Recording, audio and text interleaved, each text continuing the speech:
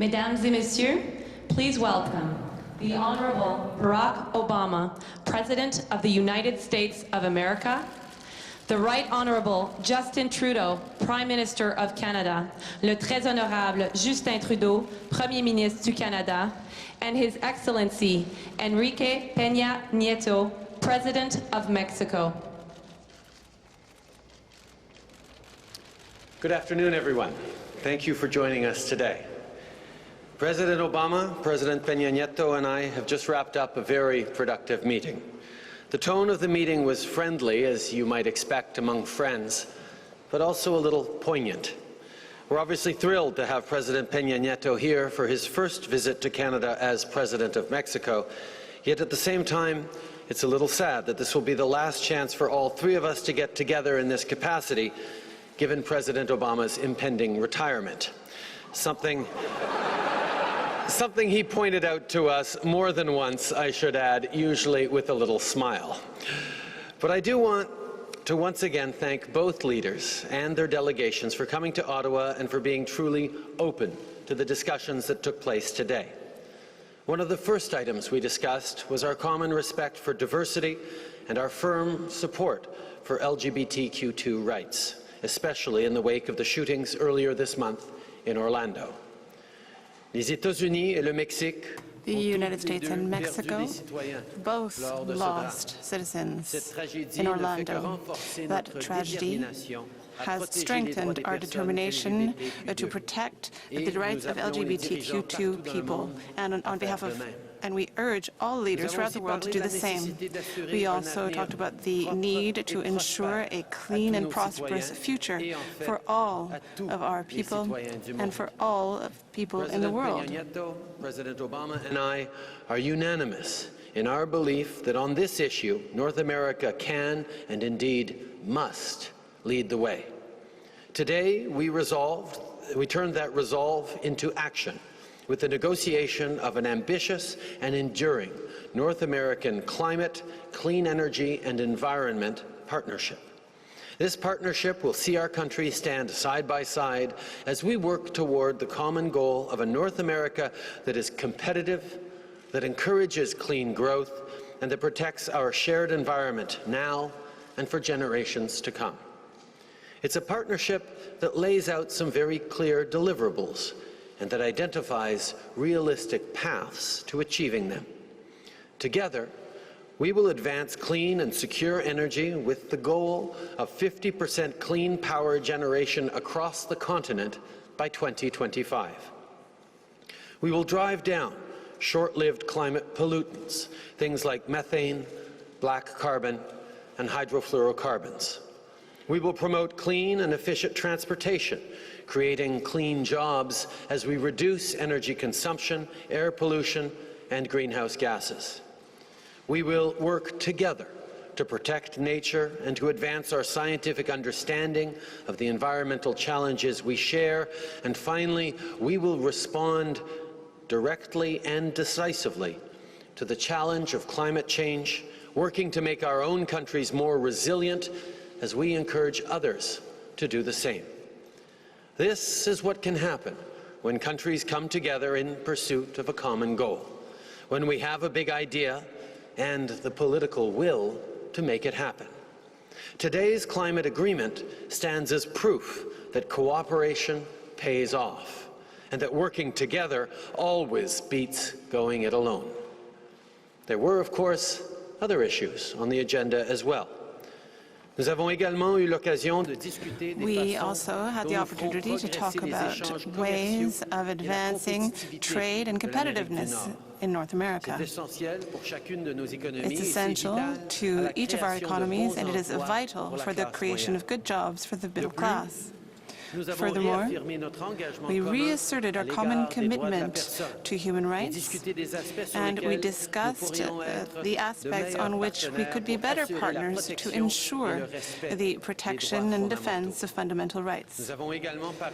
We also discussed regional and worldwide issues that are urgent, and we talked about the way we will work together to meet these common challenges. That included talk about how to better cooperate on defense.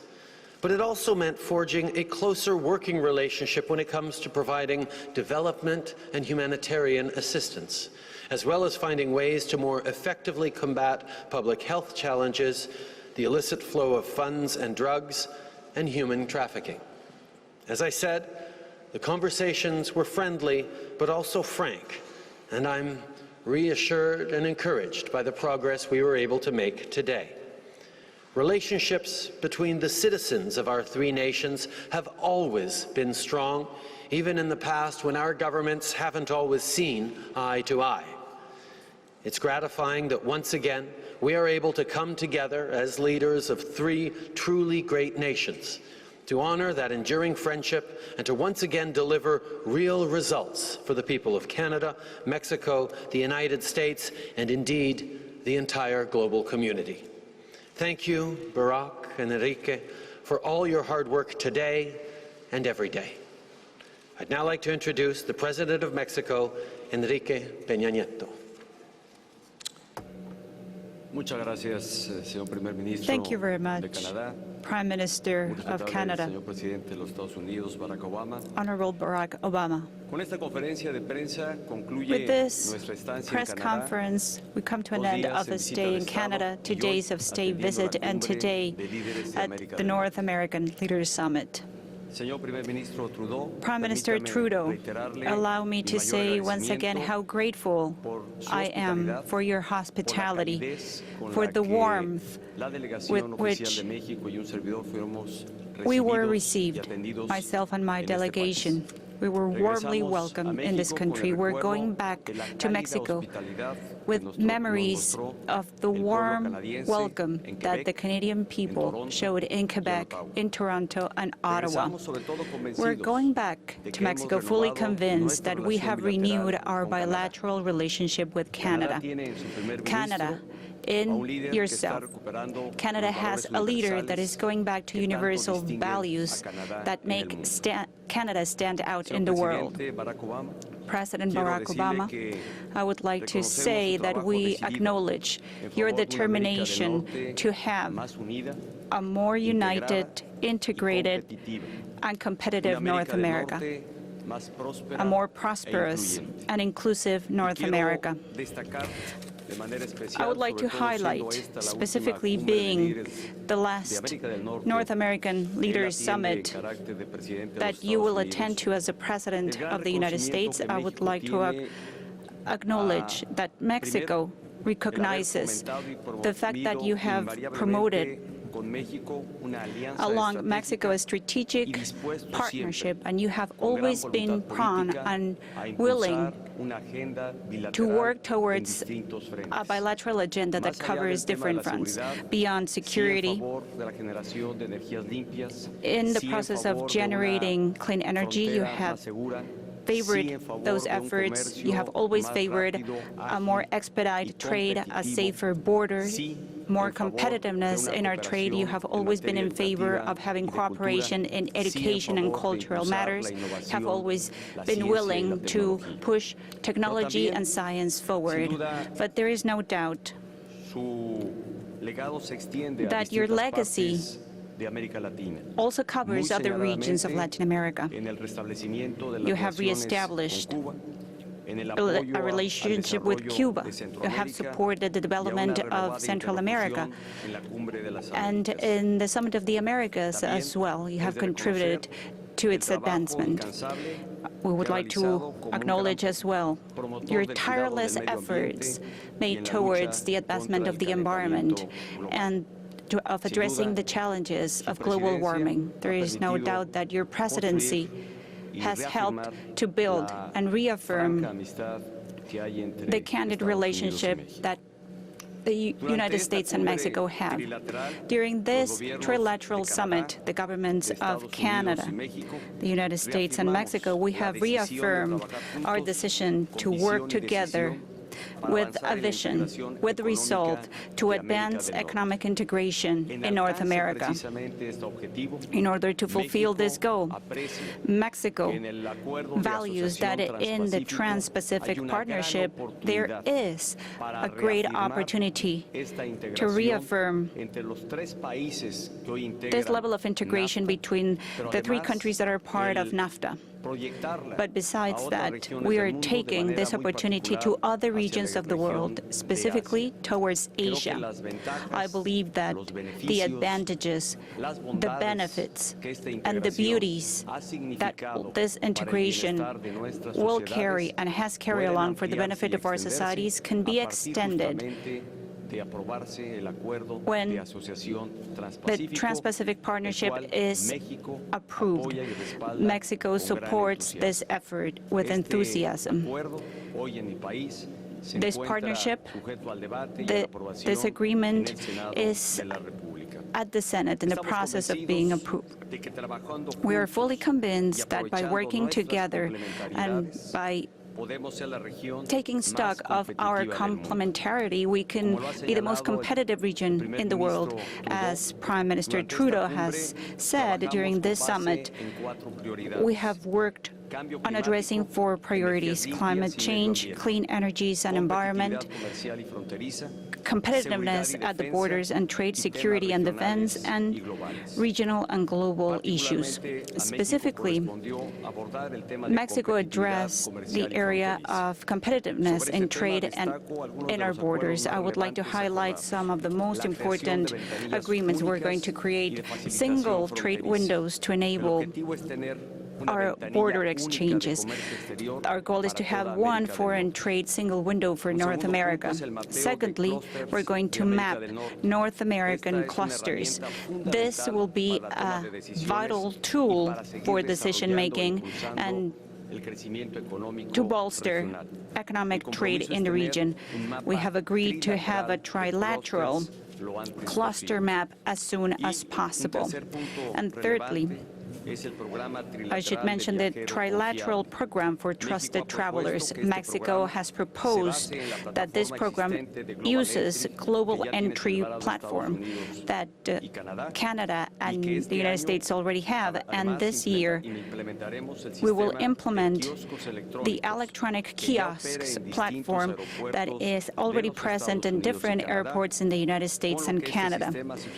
This system, end result, will be used in North America as a whole, and this will be a system that will enable and expedite the flow and transit of individuals in North America. Finally, I would like to use an example to describe our level of integration. The preservation of the monarch butterfly conservation. This is a species that in its pilgrimage, we can see how our countries are intertwined. And back in our last summit, we agreed that we would take care of this species and make sure that in its journey, the monarch butterfly from Canada flying through the United States all the way down to Mexico. And the figures speak for itself. In the year 2014, in our country, the area where butterflies reached, that eventually reached, only covered less than 1 hectare. 0.6 hectares. Due to the efforts made by our Trilateral task force created for that purpose last year, this year the surface in my country now extends to 4.1 hectares, and we are en route that by 2018 this figure would grow to 6 hectares, and eventually that would be our goal for the monarch butterfly reserve in Mexico. And by that we will be making sure the migration of this species is the symbol of the relationship that Canada, the United States, and Mexico have. The North American Leaders Summit bears witness that isolated national efforts are insufficient. If we want favorable results for the benefit of our societies, it is better to work together as a region. We all know that vis-a-vis global challenges, isolationism is not the solution. In contrast with what happens in other corners in the world, the countries in North America, we have decided to be closer, to work as a team, and to complement each other and to make progress together as the most competitive region in the world. Thank you very much. President Obama. Well, good afternoon. Bonjour. Buenas tardes. I want to thank my friends and partners, Prime Minister Trudeau and President Peña Nieto, to Justin and the people of Ottawa and Canada. Thank you for your wonderful hospitality. This is my fourth North American Leaders Summit and the first that Canada is hosting in nearly a decade. And this reflects the new commitment that Prime Minister Trudeau has brought to our shared vision of a strong and integrated North America. So thank you so much, Justin. Let me start by once again commenting on the horrific terrorist attack that took place yesterday in Istanbul's main international airport, which is one of the busiest airports in the world. The prayers of the American people are with the people of Turkey, the people of Istanbul, and all those who were affected by this terrible crime. We have offered all assistance that we have available to our ally, Turkey, and we stand prepared to assist them during this difficult time. We're still learning all the facts, but we know this is part of our broader shared fight against terrorist networks, and we will continue to work closely with Turkey to root them out. And meanwhile, we're going to do what's necessary to protect our people. I'm confident that we can and we will defeat those who offer only death and destruction, and we will always remember, even as there are those who are trying to divide us, that we are stronger when we come together and work toward a better world together. We're reminded of this basic fact at this summit. Combined, our three nations are home to nearly 480 million people. We are bound together by family, including millions of immigrants who trace their roots to each other's countries. We're not only among each other's top trade partners, we are a global hub of innovation with integrated economies and supply chains and co-production that span our borders. On every security and global challenge, we are partners. And we're united by common values of democracy and pluralism and a commitment to human dignity. Over the past 8 years, I've worked to strengthen our partnerships with our friends in the Americas, and that begins with strengthening our relationship with Canada and Mexico. During my administration, for example, we boosted U.S. exports to Canada and Mexico by about 50%. That supports about 2.8 million American jobs. And today, as Justin and Enrique described, we agreed to build on that progress in several key areas. First, we agreed to make it even easier to do business together so that our region is even more competitive. We're bringing more advanced technologies and automation to our border crossings, which will reduce wait times for travelers and make it more affordable to trade. By the end of this year, we'll have a single trusted traveler program for all three of our countries, which will make it easier to travel while at the same time improving security. We'll continue to align our standards and regulations, which is especially important for small businesses who want to export more. We're going to do more together to promote women entrepreneurs and minority-owned businesses to succeed as well. And we're going to keep expanding our educational exchanges among our students. As has been mentioned, we discussed the Trans-Pacific Partnership. The politics of trade are always difficult in every country. I don't know any country where there aren't going to be some folks who argue against trade. But we all believe that in an integrated global economy, the goal is not for us to try to shut ourselves off from the world, but rather to work together to raise standards around the world for workers and for the environment. And that's exactly what TPP does. It's the right thing to do. and we're going to keep working for it. Given the flood of steel and aluminum on global markets, however, it points to the fact that free trade also has to be fair trade. And our three countries agreed to work together on a range of trade measures to enforce our rights and protect our workers and ensure a level playing field for the steel and aluminum industries here in North America. And given the vote of the United Kingdom to leave the European Union, our economic teams are going to continue to work together so that we remain focused on keeping our economies growing and making sure that the global financial system is stable, something I'm confident that we can do. Second, we're making sure that North America remains a leader in the fight against climate change, and I could not be prouder of the work that Justin and Enrique have done to help realize this important goal. All three of our nations are now committed to joining the Paris Agreement this year so we can bring it into force. We're announcing a new goal across our continents of generating 50% of our electricity with clean power by 2025, which is a bold goal but is an imminently achievable goal. The United States government's making a major commitment to purchase more clean energy for federal facilities and more clean and efficient government vehicles, and all three of our countries are committed to reducing methane emissions from the oil and gas sector by 40 to 45% by 2025. Third, we're going to do more to make sure that we're looking after the safety and health of our citizens from the danger of illicit drugs. And we're particularly focused right now on the epidemic of opioid abuse, including heroin, that is taking so many lives and devastating so many families. Our teams will meet this fall to make sure that we're coordinating our efforts, including more access to treatment, and as always, we will continue to be relentless against the criminals and narco-traffickers that are inflicting so much violence on communities. Fourth, we're deepening our cooperation on regional and global challenges.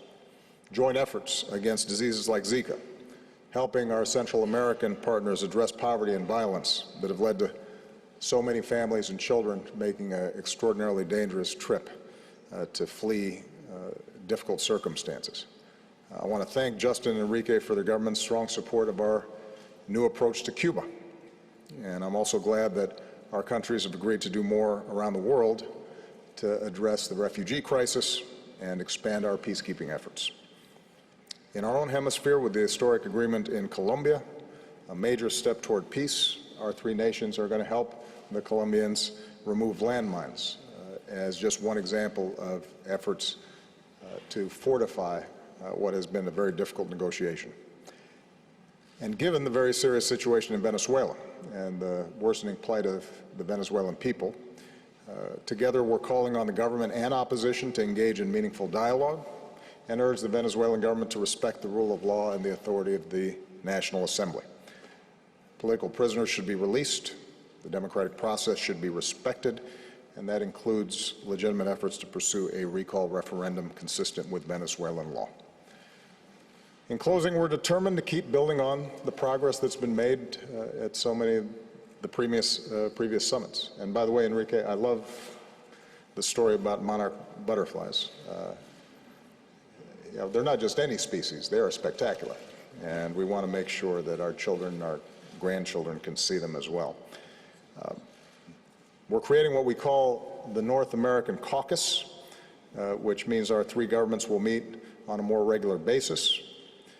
We're going to continue to deepen our trilateral cooperation in this hemisphere and around the world.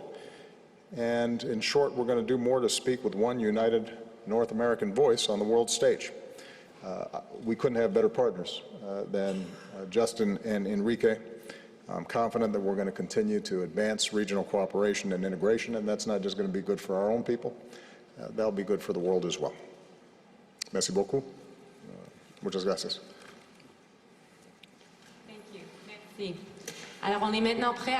So we're now ready to start with the question period. Our first question is from Canadian journalist Richard Madden from CTV News. Hi, good afternoon, gentlemen. One of the candidates who wants to replace President Obama has already said he wants to renegotiate NAFTA and walk away from the Trans-Pacific Partnership, all suggesting that perhaps there's a growing disconnect between the pro-trade message you're selling here and the protectionist voices we're hearing in the U.S. and possibly the Brexit in the UK. So My question is to all three of you. What is your strategy to reverse this growing sentiment? And Prime Minister Trudeau en français aussi, if the rest of you speak French, that's great. First of all, our strategy is to highlight how much trade and positive agreements among our nations are good, not only for the economy of the world and the economy of our countries, but it's also good for our citizens. We know that industries that export more goods pay salaries that are 50% higher than sectors that don't export. We also know that trade gives rise to good jobs, innovation, and progress for individuals as well. In our conversations today and yesterday with President Peña Nieto, we signed agreements and held conversations that allowed us to remove visas for Mexican visitors to Canada. This will have effects on all Canadians who live in communities that welcome Mexican tourists. It will also allow Canadian agriculture producers to have access to the Mexican beef market. These are examples of the cooperation that we say is good for the North American market, but also good for the entire world. And it's with this in mind that it's important to come together, to talk together about the future of this world where we are more and more connected, and we have to agree more and more in this world. Our response to the kinds of protectionism that we're seeing around the world is indeed to highlight that when we come together, like in events like this North American Leaders Summit, there's an opportunity to come together in ways that are beneficial for the global economy, that are beneficial for our country's economies, but mostly that are beneficial for individual citizens. We know that export-intensive industries pay on average 50% higher wages than non-exporting industries. We know that trade leads to innovation and opportunities for communities, for individuals, for workers. Now, we need to make sure that we're dealing with challenges and problems as they come up, and that's where a constant engaged dialogue comes with positive outcomes. Just yesterday with President Peña Nieto, we were able to establish forward movement on two difficult issues between not just our countries, but our peoples, which will have a beneficial impact on both sides of the deal. We will be lifting visas for visitors to Mexico, to Canada from Mexico, which will have a positive impact on communities across the country as we welcome in tourists. But also, we've been able to secure access for Canadian farmers to sell their beef in Mexico. These are good, concrete things that happen when we pull together and deal with important issues. And always, there will be people trying to get us all to turn inwards, but the fact is, our world is interconnected in so many ways that it is much better that we engage, that we work through our challenges together, because really, that's how we end up with the kind of growth that benefits our countries and our citizens. Mire, seré puntual en mi respuesta. I'll be very brief on addressing your question. There are some times that what one has not been valued enough until you lose them. And what this integration has managed to achieve in North America is precisely to give to our three countries more opportunities and to give our societies more opportunities by growing trade, by having more investment in our three countries. In our three countries, we see opportunities growing and reaching out to more people. Academic exchanges and the possibility of studying abroad in any of the three countries represented here by three heads of state are outcomes of our trilateral agreements. I believe that del todo conocido, we are que es la reacción all a lo aware ocurrido of en Reino Unido, how the reactions qué habrá de are ocurrir, qué va a pasar, y what todavía con happened la gran in the UK, incertidumbre and there's still que este uncertainty. resultado de referéndum tiene y The tendrá outcome para of the Reino Unido. referendum Pero is entonces uncertain, pareciera cuando se aprecia y se but valora when la someone condición que se values tenía. Hoy mucho what de you lo que hemos had, alcanzado then en el as nivel de desarrollo, de when crecimiento, we de see such generar reactions. So we are competencia, de here innovar, trying to innovate, to be more precisamente por la competitive. competencia y la Why? Because complementariedad que hay we are en nuestras competitors, yes, economías. but we eso have permite tener complementary mayor economies, and desarrollo that para would nuestras give sociedades. more development to Creo our que este societies. es I el esfuerzo believe que hoy that estamos tratando de hacer, this de is que the main estos acuerdos goal no of our son efforts. solamente el que tienen los tres jefes de Estado o The de agreements gobierno made de las here tres are not naciones. only Es agreements un made by andamiaje, three son heads of caminos, state. We are carreteras que se building construyen para roads. que nuestras We're sociedades building the puedan foundation llegar so más that lejos. our Eso es lo societies que hemos venido can have strong construyendo, y foundations creo que eso genera and un gran go contraste further. And frente a that makes otros a que deciden great el contrast aislamiento, when el mantenerse some other cerrados, countries el ser choose proteccionistas isolationism, y they choose protectionistic impedir que measures, sus and sociedades puedan they proyectarse a are not letting dimensiones their y societies escenarios mayores. project themselves to other kinds of scenarios. Well, let me make a couple of points. First of all, the integration of national economies into a global economy, that's here. That's done. And so the question is not whether or not there's going to be an international global economy. There is one. Technology, travel, massive cargo containers that can ship goods back and forth, the fact that a company can move capital around the world in the blink of an eye, the fact that an engineer can send plans to the other side of the world in an instant to a colleague. Those are facts. So we have an integrated economy already. The question is, under what terms are we going to shape that economy? And it is my firm belief that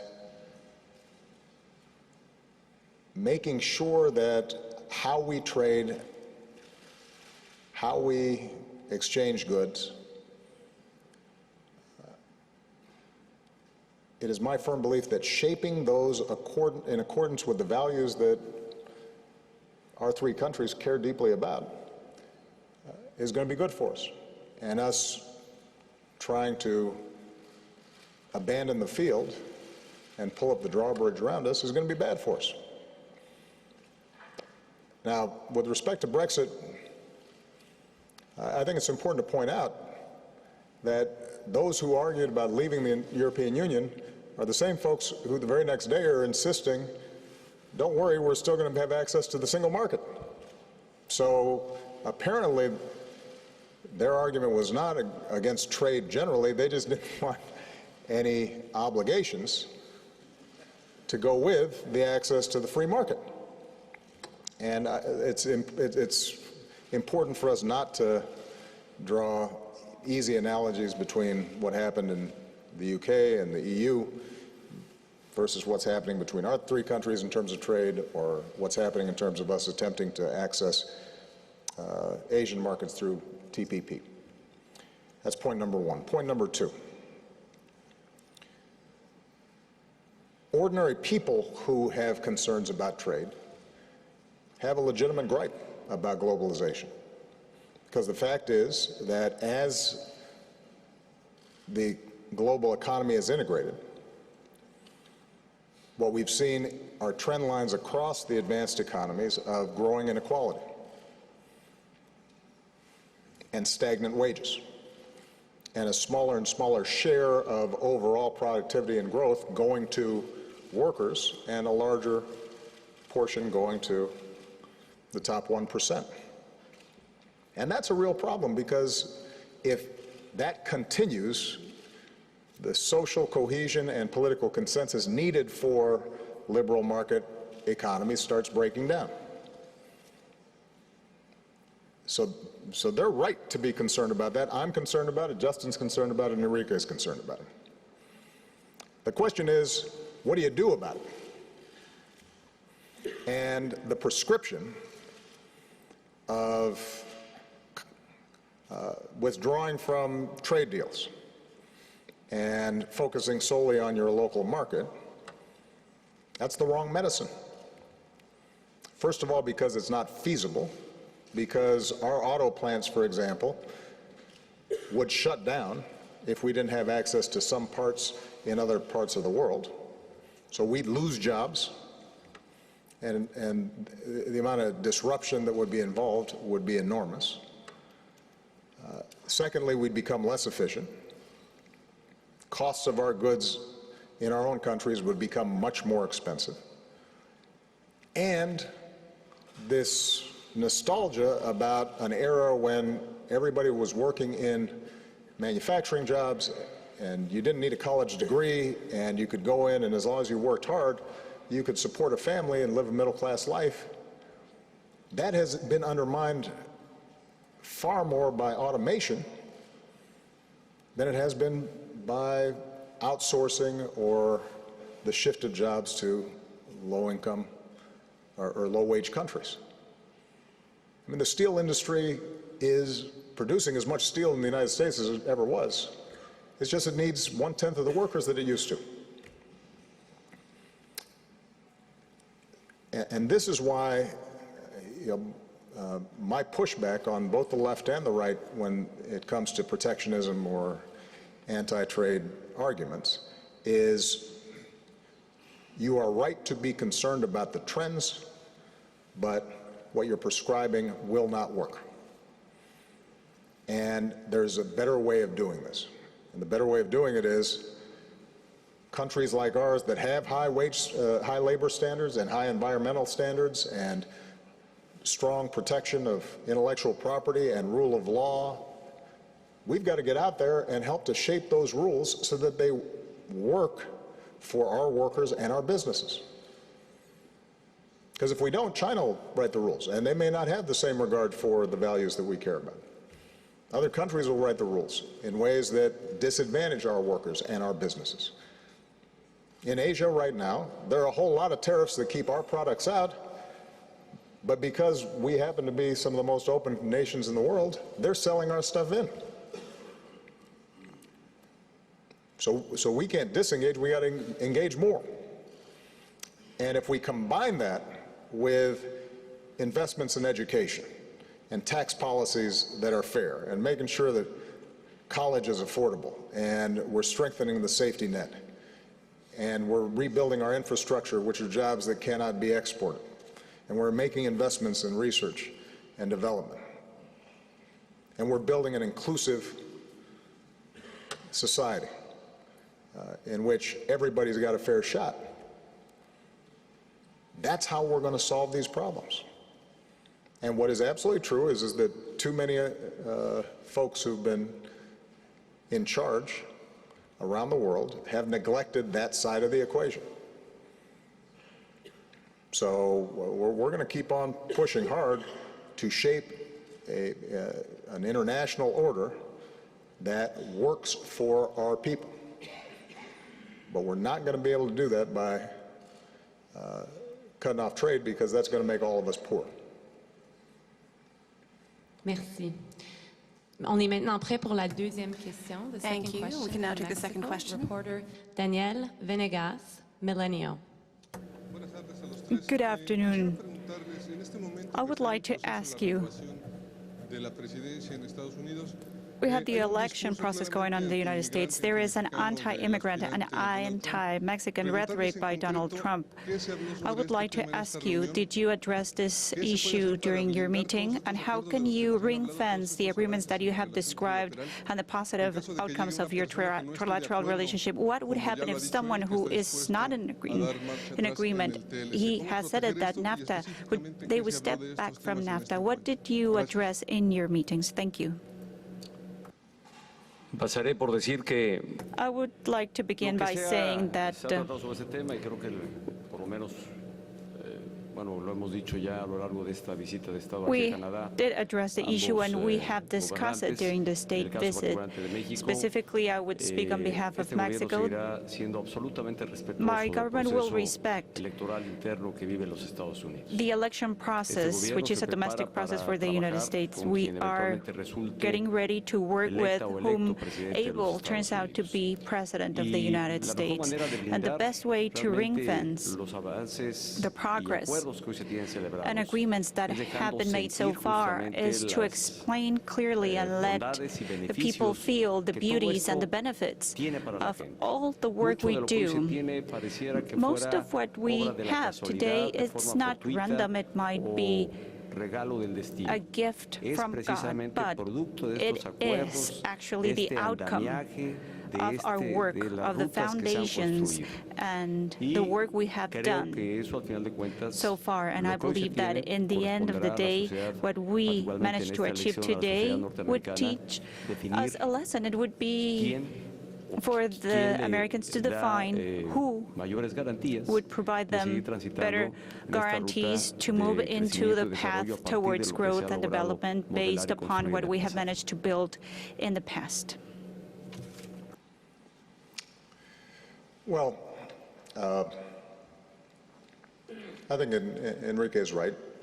Whoever becomes the President of the United States is going to have a deep, strong interest in having a strong relationship with Mexico.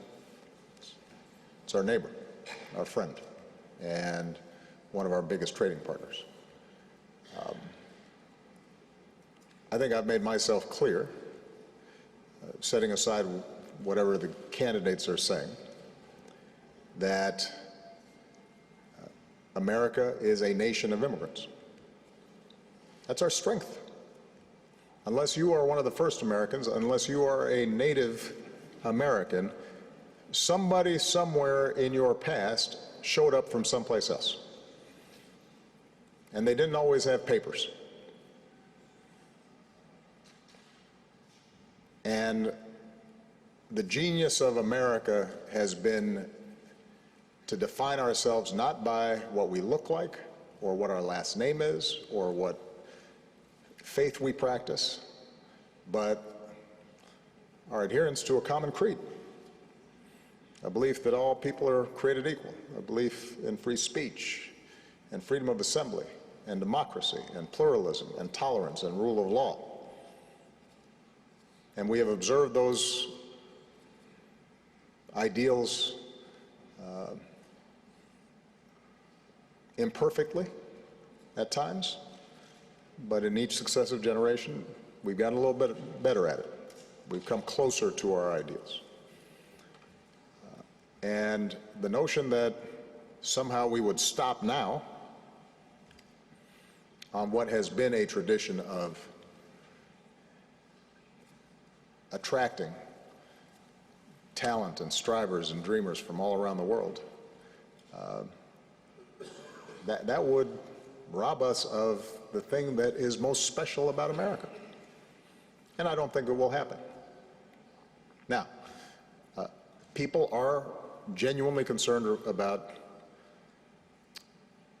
immigration that is not orderly, people pouring across borders without having gone through some sort of process. It adds to people's sense that things are out of control. And that's why we've invested in securing our borders, and we've made unprecedented investments. It's part of the reason why illegal immigration to the United States is actually at its lowest level since the 1970s. It's why we so value the cooperation that we've obtained from the Mexican government in making sure that our borders work to facilitate legal trade and legal immigration and commerce, but discourages illegal immigration. It's why I'm pushing very hard and will continue to push until I leave this office, and expect the next president to push for a comprehensive immigration reform plan that can fix those aspects of the system that are broken so that we remain a nation of laws and a nation of immigrants. And that's ultimately, I think, where people in the United States will land. We've had times throughout our history where anti-immigration sentiment is exploited by demagogues. It was directed at the Irish, it was directed at Poles and Italians, and you can go back and read what was said about those groups, and it's identical to what they're now saying about Mexicans or Guatemalans or Salvadorians or Muslims or Asians. Same stuff. They're different, they're not going to fit, they won't assimilate, they bring crime, same arguments. You go back to the 1800s. The language is identical. But guess what? They kept coming. And they kept coming because America offered possibility for their children and their grandchildren. And even if they were initially discriminated against, they understood that our system will over time allow them to become part of this one American family. And so we should take some of this rhetoric seriously and answer it boldly and clearly. But you shouldn't think that that is representative of how the American people think. And now our third question, la troisième question des États-Unis from the United States, reporter Roberta Rampton from Reuters. I should point out that Roberta is also secretly from Canada. Not so secretly. So Canadians are now getting an extra question. Thank you, Mr. President. Given how the Brexit vote shook the stability of the global economy, do you feel that you need to do more to calm the markets quickly and perhaps encourage a quick exit rather than something that's long and drawn out? Do you still feel that the UK should be at the back of the queue for a trade deal with the United States? And are you going to make a full-throated pitch for the TPP, for your prescription, when you're out on the campaign trail this summer stumping for Secretary Clinton? And Prime Minister Trudeau, you seem to be quite careful when you talk about Mr. Trump. Renegotiating NAFTA or tearing it up would be such a disaster for Canada. Why not come out and say that forcefully? And President Peña Nieto, in March you compared Mr. Trump to Hitler and Mussolini. I'm wondering if you still stand by that, and how worried are you that this time next year there will be a wall up on your border? Okay. Excellent question, Roberta. She doesn't sound Canadian. That was pretty mean. Canadians are a little more subtle. I'm actually going to help out my friends a little bit on your last question, even though it wasn't directed at me, and just say, when I visit other countries, it's not my job to comment on candidates in the middle of a race just because they may end up winning. And the relationship between governments tend to transcend whoever is in power at any given time. So it's a tough question. I'm not saying they shouldn't answer it. I'm helping them out a little bit. Because there's no doubt that when I visit countries, there are times where I've got preferences, but I rarely express them. With respect to Brexit, first of all, I think you've seen the markets settle down a little bit over the last couple of days. I didn't follow the markets today. But we're monitoring very carefully whether there's any systemic strains on the system. And so far, what you've seen is reactions in the market, stock prices, currencies, but I think the preparations that were done by central banks and finance ministers, our Treasury Secretary, indicate the degree to which the global economy in the short run will hold steady. I think there are some genuine longer-term concerns about global growth if, in fact, Brexit goes through and that freezes the possibilities of investment in Great Britain or in Europe as a whole. At a time when global growth rates were weak already, this doesn't help. And so when we attend the G20 summit in China later this year, one of the major topics, which is something that I've continually advocated for during the 7.5 years that I've been president, is we all have to look at what we can do to boost global demand, whether it's the United States adopting a more robust budget for infrastructure improvements and fixing water systems in Flint, Michigan, or repairing airports that are not as efficient as they should be, or rebuilding our power grid so that it can take advantage of clean energy. Whether it's Germany, a country with a surplus, doing more in terms of spending, or Europe as a whole, lifting some of the austerity constraints that have been placed on them, whether it's China shifting to a more consumer-based, domestic-based growth strategy as opposed to trying to export its way out of problems. There are going to be a whole host of measures that all of us can take to fortify the global economy, and that should be a top priority of ours. With respect to the actual Brexit negotiations, my main message to David Cameron, Angela Merkel, and others is everybody should catch their breath, come up with a plan and a process that is orderly, that's transparent, that people understand, and then proceed understanding that both sides have a stake in getting this right. I think that will be a difficult, challenging process, but it does not need to be a panicky process. I think it can be a steady, sensible process. Obviously, leadership issues in Great Britain will need to be resolved for it to move as crisply and as effectively as it needs to. But I think that's recognized, and that should happen fairly quickly. And I know that speaking with Chancellor Merkel, that her interest is not in retribution. Her interest is in making sure that the process works. And I have a lot of confidence in people being able to do that, and we will help in any way that we can to facilitate that. And then the last part of your question is with respect to the UK and any trade agreement with the United States. Frankly, we will be the least of their problems right now because their first order of business is going to be to address the market where they sell half their goods, which is Europe. And these things are not easily negotiated, particularly because we've been spending our time trying to negotiate with the European Union. And so to suddenly go off on another track will be challenging.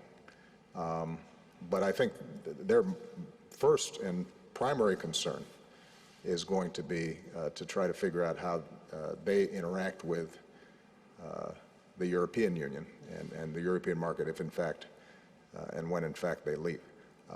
I have emphasized throughout, though, that the special relationship that we have with Great Britain does not change.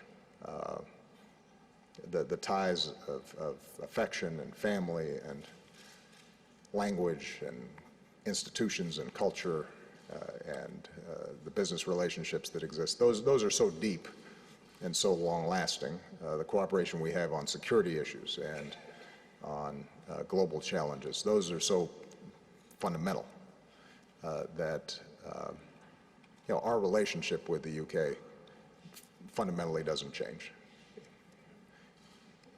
We are concerned that their absence from the European Union and the potential disruptions within Europe make it harder for us to solve some of the other challenges that have to be solved.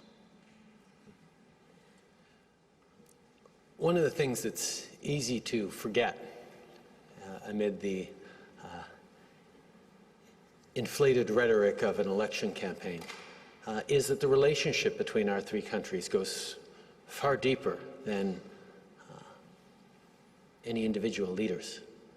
And if the three of us get along, it's not just because we're aligned in many different values and priorities. It is very much because we serve citizens who are they themselves tremendously aligned in terms of priorities, in terms of hopes and dreams, in terms of desire for success and ways to reach it.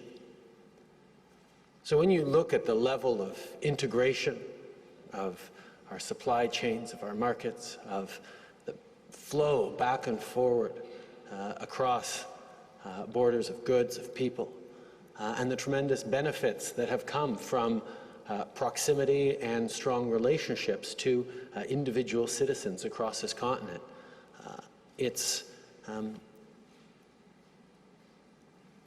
essential that we understand that regardless of electoral rhetoric, Canada, the United States, and Mexico will continue to have tremendously close relationships economically, culturally, socially, familially, historically, and towards the future. So as I've said many times, and I'll say again, I look forward to working with whomever the American people choose to elect as their president in November. I know that we will always be able to find shared priorities and challenges that we want to work together to overcome. And I know that our commitment to doing what's right and what's best for our citizens will lead us to much more alignment than differentiation. Roberta. Seré muy puntual en la I'll posición go que mi straight to gobierno the y que point to personalmente describe tengo the sobre stand este of my tema. administration and my He own dicho y hoy lo very personal reitero, point of view. I've said it and I'll mi say it gobierno again. será My absolutamente government respetuoso will del respect proceso fully electoral interno que vive the los Estados domestic Unidos. electoral process No creo haber in the dicho United algo States. distinto I nunca don't think I've a lo said que hoy estoy anything afirmando. different from what I'm stating Lo que once sí he again dicho here. What I es have que said hoy no is solo, that y ni siquiera señalé el today, lugar, and dejé que cada quien leyera I did o not make reference to a specific diera place. espacio y lugar a My mi words afirmación. Lo que sí creo reinforce es que en el escenario what I global believe. que hoy I tenemos, believe that y aquí voy a tomar in this en global referencia a lo que el scenario, presidente and I'll use Obama hace un momento President expresara, Obama's lo words, tomo como una mano que me apoya a dar mi explicación. and as he said, Vivimos he gave us frente a a una realidad, hand que es este mundo global. to address this question. We are facing a Este mundo global más poblado, reality. We de have mayores a exigencias, populous muy world, interconectado.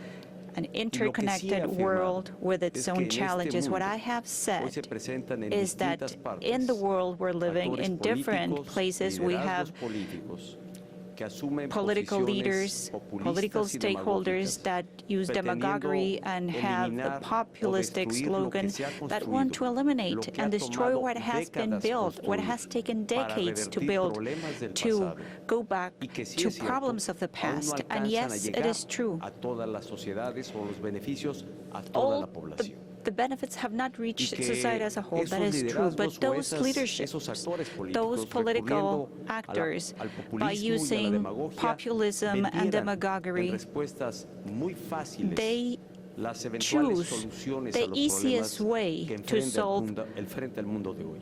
the challenges Lo of cual today's no es así world. de simple And ni así de things sencillo. are not that simplistic. Llevar las It's not riendas de as un easy país, as that. To lead asumir a country, la responsabilidad to de take gobernar, on a es algo responsibility más que dar to rule a respuestas country, sencillas. it goes Es complejo beyond y giving difícil. the easiest answer. It is complex and it is difficult. to lead a country. And I just said it. What we have reached so far, the level of development, the level of well-being that we have in the world, without a doubt, makes contrast with what the situation that we lived 30 years back. Never before a global society, or the societies at least of our three countries, had lived the level of development and well-being that we enjoy today. Never before had our countries had a high life expectancy as we have today. Never before had we had the opportunity to have access to the knowledge of the world as fast and as easy as we do today. Never before were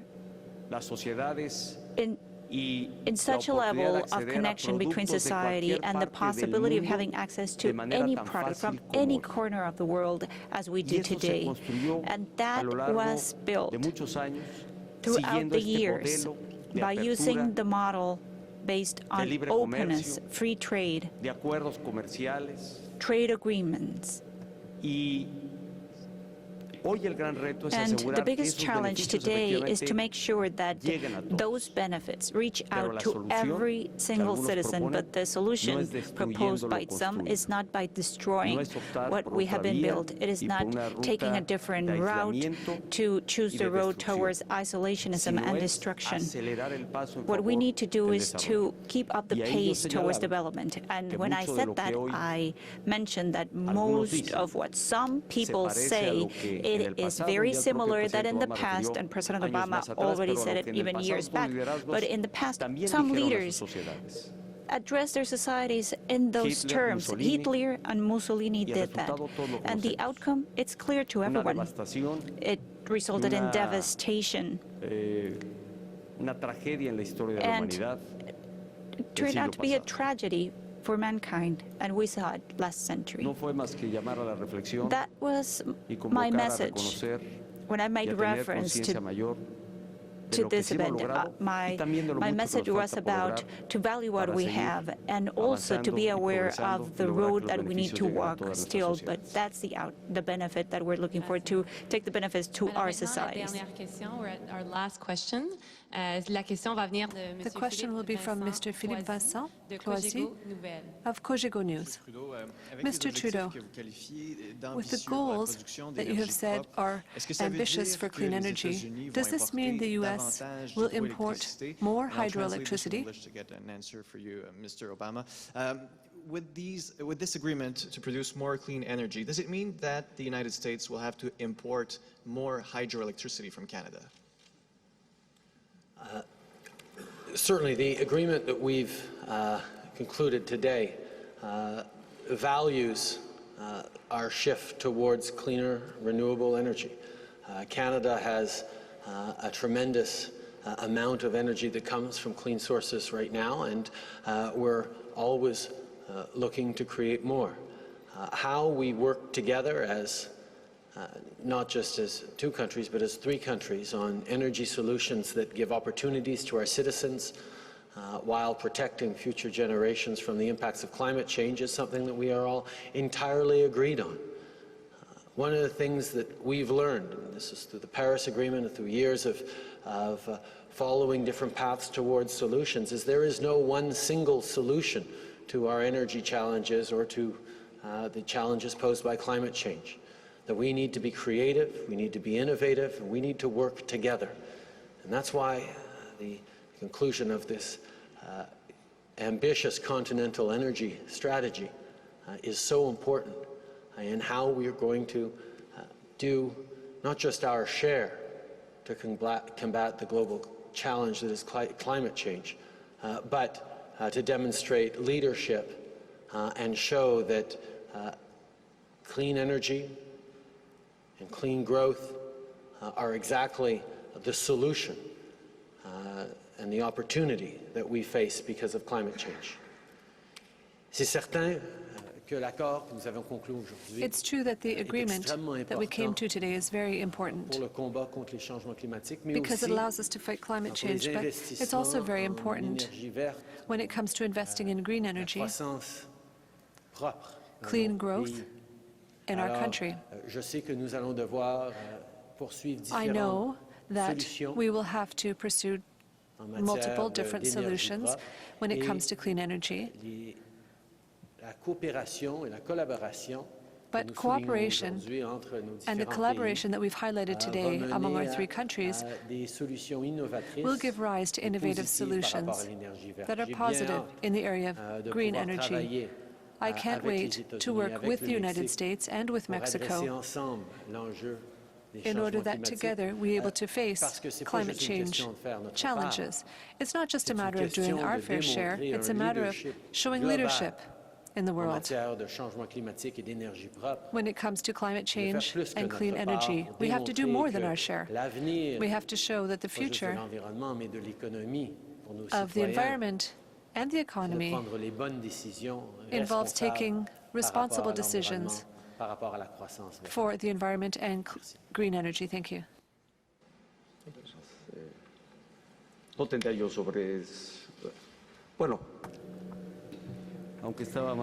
Even when this question was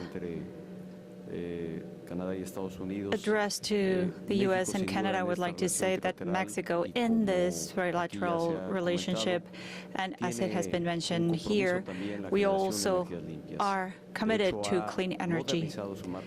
Mexico has revamped its legal framework so that by 2024, at least 35% of the generation of energy is clean. This is an agreement made in this trilateral meeting to reduce other pollutants like methane.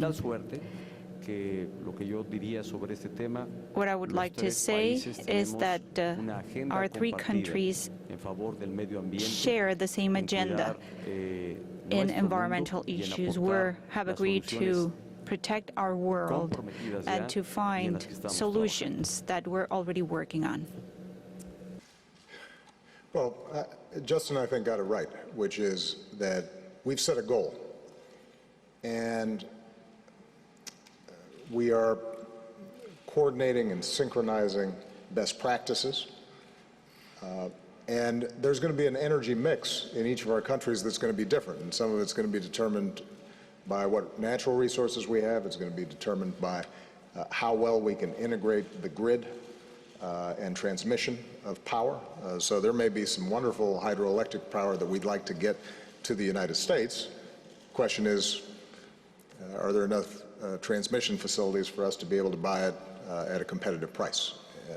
Just as, as we develop wind energy, we have to build an infrastructure to get wind produced in South Dakota down to Chicago. Each of us, I think, are going to have national plans, but the point is that by setting these goals, creating these coordinating mechanisms, we're in a better position to take advantage of the confluence of interests and economies and opportunities. And I view this clean energy sector as an enormous opportunity. Look, oil is cheap right now, but it's not going to be cheap. I've said this before, those of you who are buying gas guzzlers, I'm telling you, because it is a finite resource and it becomes more and more expensive to extract, and people are taking climate change more and more seriously. And so we're in a transition phase, but in the meantime, technology is moving. And solar and wind and hydro and biomass and entire technologies we haven't even thought of yet. There's some 15-year-old kid somewhere who's figuring it out. I don't know whether he's in Mexico or Canada or the United States or China or Saudi Arabia, but somebody's out there going to figure this out. And I want that opportunity to accrue to our workers, our people, our communities. And whoever wins this race is going to, everybody else is going to follow. And I believe that we have the brain power and the architecture to lead. And we have such a huge market between our three countries that we can test out a lot of these opportunities and figure out which work best.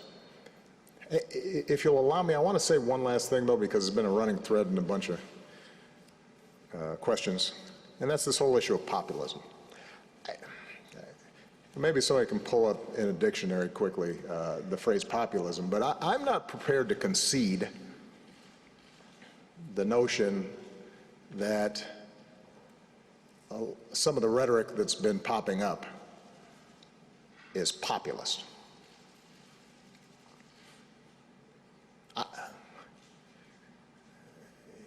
When I ran in 2008, and the reason I ran again, and the reason even after I leave this office I will continue to work in some capacity in public service, is because I care about people, and I want to make sure every kid in America has the same opportunities that I had. And I care about poor people who are working really hard and don't have a chance to advance.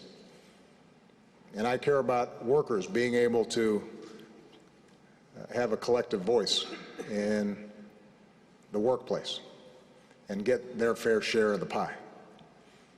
And I want to make sure that kids are getting a decent education and a working mom has child care that she can trust.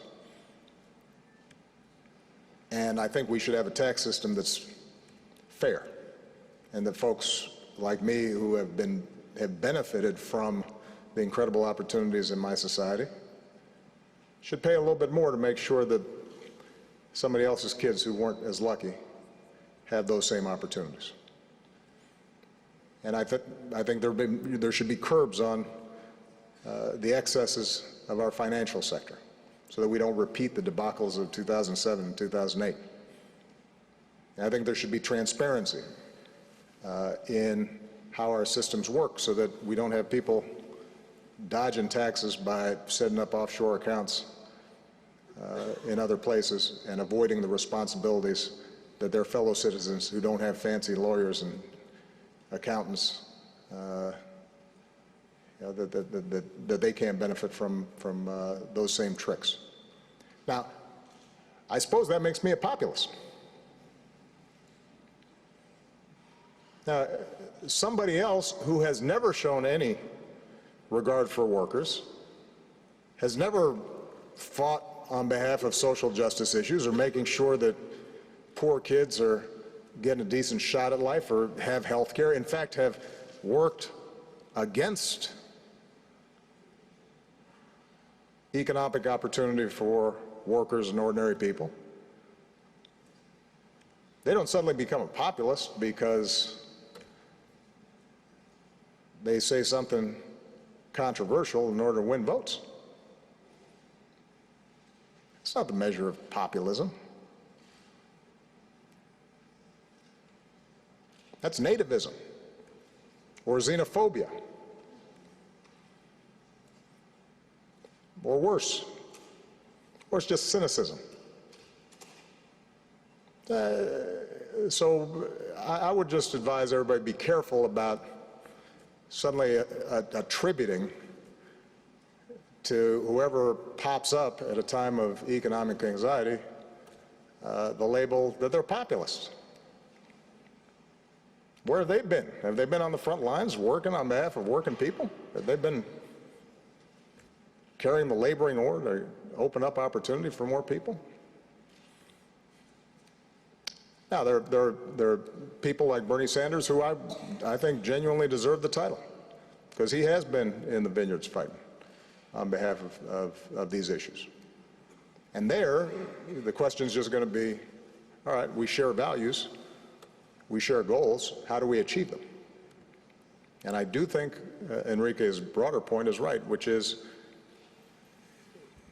you know, sometimes there are simple solutions out there, but I don't know, I've been president for 7.5 years, and it turns out that's pretty rare. And the global economy is one of those areas where there aren't a lot of simple solutions. And there aren't a lot of shortcuts to making sure that more people have opportunity in our countries. We are going to have to educate our kids better, and that takes time. We've got to make sure our manufacturing sector is more dynamic. and competitive, and that takes time. We've got to restructure our tax codes to incentivize the right things and make sure workers are getting higher pay. That takes time. We've got to raise minimum wages. We've got to make sure that college is affordable. We have to restructure and reform our financial sector so they're not reckless, but we got to do so in ways that don't destroy the entire system and throw millions of people suddenly out of work.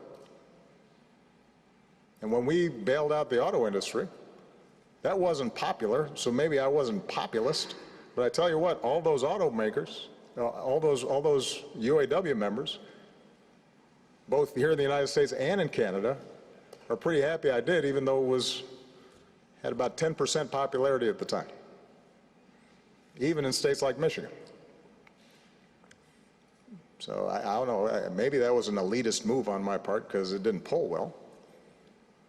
Last time I visited an auto plant, though, they were pretty happy. So